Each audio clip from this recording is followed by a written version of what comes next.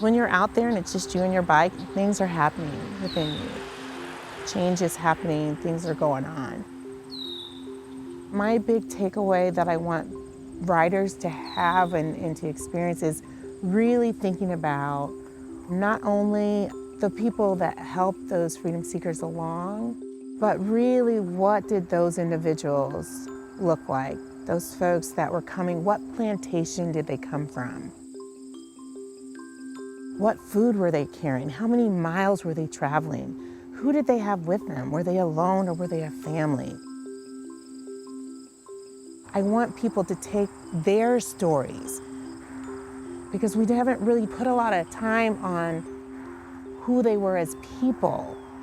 Not so much as being enslaved people, but people. In the fall of 2023, on an idyllic weekend in southwest Iowa, a group of bikers set out on the inaugural Iowa Underground Railroad ride. A bike ride honoring the journey to freedom enslaved people took in the mid-1800s and Iowa's place along that route. It's a 2-day ride, and we ride from Tabor, Iowa, out to Lewis. We picked Tabor as one of the destinations because of the Todd House, and that was a point of entry for some of the freedom seekers that came through there and stayed at Reverend Todd's house, and they helped move them through.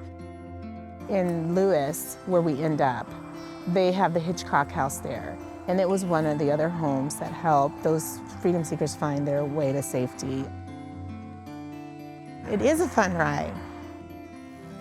There is an element in there that we want you thinking, and we want to build on what you already know and maybe offer some things that you did not.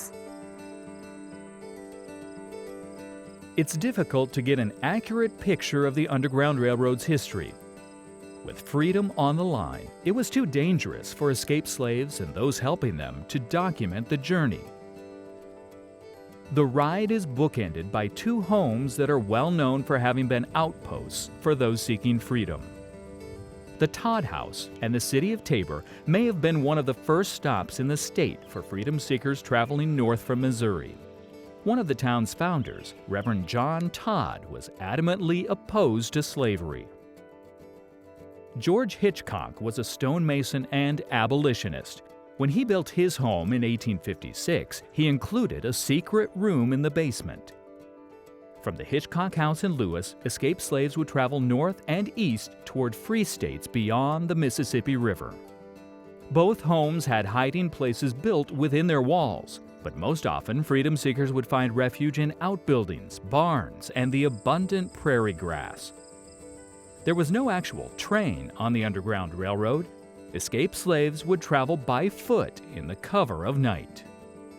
I was sitting there thinking about the fact that you had these people who were enslaved, were seeking freedom just to live their lives, following a path that they might have taken. Granted, the roads weren't paved, but being able to just to see the land and the places where they resided, where they moved, and thinking about how they would move through darkness, they would have to deal with the terrain, and that they were willing to risk their lives to be able to live their lives.